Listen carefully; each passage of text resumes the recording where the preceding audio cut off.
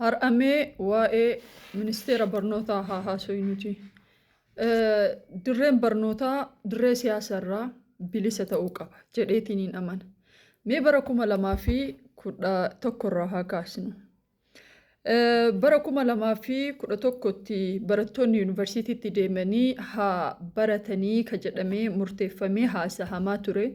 Ka hojiirra oole garuu bara 2013tti barata akka eeganu seenne booda baroonni nutti aanan yuunivarsiitii seenanii qormaataman. Haa ta'uu jennee yuunivarsiitiitti qormaatamuu eegalle. Barattoonni baadiyyaa magaalaa hundumsaanii walqixa akka waan baratanii even meeshaaleen bu'uura barnootaatiif barbaachisan hedduun isaanii osoo hin guutaminiif barattoonni baratan osoo jiru qulqullinni barnootaa osoo akka waliin qixxaanne beekanii haa ta'uu jennee akkasuma baran. Waggootaan dabran 3 yookiin 4 barataan parsantii 97 barnoota isaa kufee haala hin taane keessatti meeqa akka lubbuu isaa ofii isaati harka isaatiin baase manni haa lakkaa'u, meeqa akka maraate manni haa lakkaa'u, meeqa akka gartee caatii fi suusii garaagaraa keessa seene manni haa lakkaa'u. Hayyee jennee akkasumatti ani gidee takka jaalalli dargaggoon Itoophiyaa kun biyya isaatiif qabu addunyaa kanarrallee eessa jira natti eessallee waan jiru natti hin fakkaatu.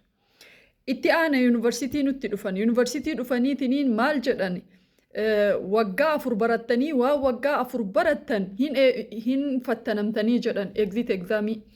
Mee yaada fayyaan taane yookiin immoo barnoota biraa barnoota fiildii barattaniin waan waggaa 4 barattan guyyaa takkatti fudhachuu qabdanii jedhan. Gaafii dhibbaan beekumsi namaa gaafii dhibbaan madaalamaa jechuudha. Yaaddee waggaa 12 mana barnoota barattee idilee barattee waggaa 4 yookiin 5 yookiin 8 yuunivarsiitii barattee waggaa 15 17 18 booda yuunivarsiitii seentee qormaata guyyaa tokko yooni ka kuftu taate maal taata? Sartifikeetiin takka huu teempoon hin kennamu yookiin immoo ati feelii taataa jechuudha. Hayyee barataa yuunivarsiitii sababa kanaan hedduun isaa maraachaa bahe. Hedduun isaa sammuun isaa gagadhiisu takkatti haa ta'uu jenneetiin hin qulqullina barnootaati jennee osoo namni takkayyuu nun amansiisin hin fudhanne. Addunyaa tanarratti waan waggaa 4 baratan guyyaa takkatti sa'aatii 4 keessatti madaalamaa I don't know hagam akka fudhatama qabullee hin beeku. Haa ta'u garuu eega qulqullina barnootaati ka jedhamu taate jenneeti fudhan. Dhiiga tufneeti akkasitti baate warri barataree.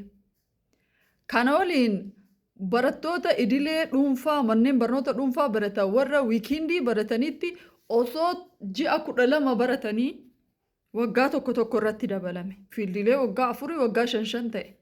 Freshman koorsii jedhanii yuunivarsiitiitti illee waggaa tokko dabalan. Hayyee haa ta'uu jenna.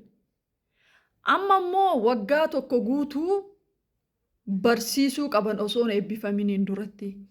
Awwalan barbaachisummaa waan kanaa maalidha? Barataan tokko yuunivarsiitii baratee wagguu baratee fakkeenyaaf amma Adaamaa saayinsii teekinooloojii yuunivarsiitii baradhee yeroo laman intarnishiippii bahe. Yeroo lama jechuun waggaa tokkoon intarnishiippii bahee jechuudha. Waggaa tokko intarnishiippii wayita baatu waggaan lamaanuu intarnishiippiin pirezenteeshinii mataa isaa qaba. Intarnishiippii qofaa miti piraaktikaalidha intarnishiippii jechuun. Wanni kun riisarchii qaba. Riisarchii dalagee riisarchiin kiyya appuruuf ta'ee taree pirezenteeshinii godhee sanirraan ka eebbifame.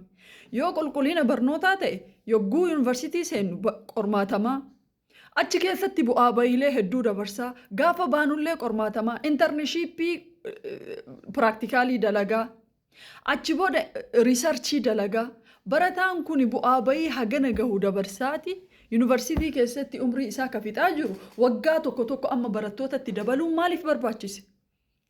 Umrii barattoota irraa fixuun maaliif barbaachise namni tokko? Naan galle yoo nama yeroo baay'ee gaafii kana gaafadha.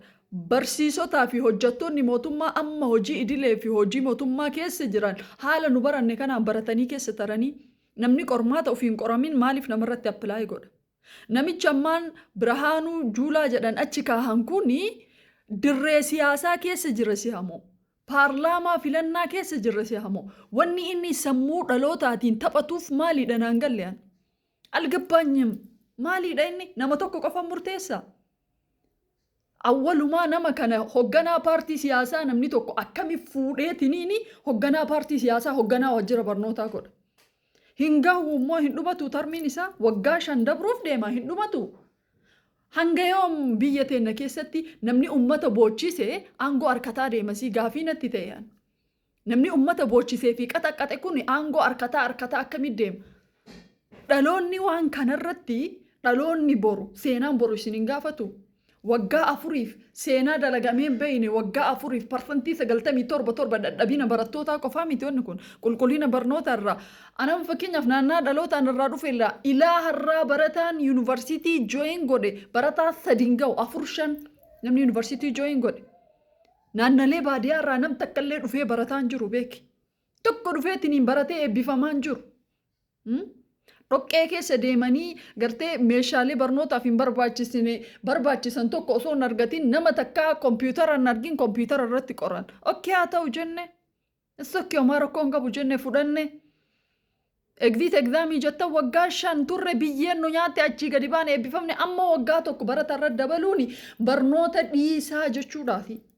Maaliifi barnoonni Itoophiyaa keessatti hin barbaachisu wanni jedhu osoo dhufee waggaa 4 keessatti akkamitti waggaa 4 keessatti yeroo 5 seerri garagaraa nurratti ba'a.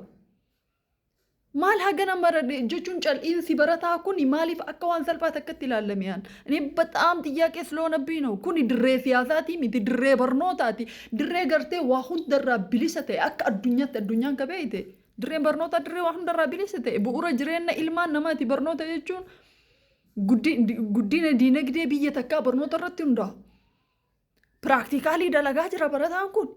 Intarneeshippii dalagaa jira. Even osoo ni gartee dhaabbataalee garagaraa nu fudhatiin kadhanneetiniin dhaqnee dalaguu jirraa beeki. Riisarchii dalagaa jira. Riisarchii approve gootanii nu eebbisiisuu jiran. Wanti waggaa tokko guutuu tajaajiluu qabu laman. Barataa haa tajaajilanii waggaa tokko eega tajaajiluu qabaatan barattoota irratti amala tokko maaliif dabalama? Intarneeshippii san maaliif bakka hin buusne saniin? Intarneeshippiin hafee barataan akka yeroo intarneeshippii san barsiisu maaliif hin godhamne? Yoo isin umrii keessan garantaan fitte barataalleen umrii isaa fixuu qaba. Beektonni hoo maaliif waan kanarraa callisan? Xiyyaaqee sloonabbii no. Maaliif waan kanarraa callisan? Dhuguma qulqullinni barnootaa sun gahaa ta'ee haala nuti isin amma itti barnoonni itti qorame kanatti nuti qoramnee akka rabbiitiif tarre dhugaa rabbii dubbachuuf dhiiga irraa beetiniin tara barataa yuunivarsiitii akka duraan san qaldiin hin jiru duraan yuunivarsiitii jooyin goonaan yezeegnat qabxii jedhamu jira caa pilaasii si pilaasiin yezeegnat notoo madaa kenna dandeenyeeti haala dandeenneen barumsuma kana hordofuuti jirra. Barbaraan wanti haaroo inni gadi nutti bahee akka barataan barnootarraa abdii kutatee waldhaalu maaliif barbaachise? Maaltu yaadame yoo eegaree biyya tanaatiif boru maaltu yaadame?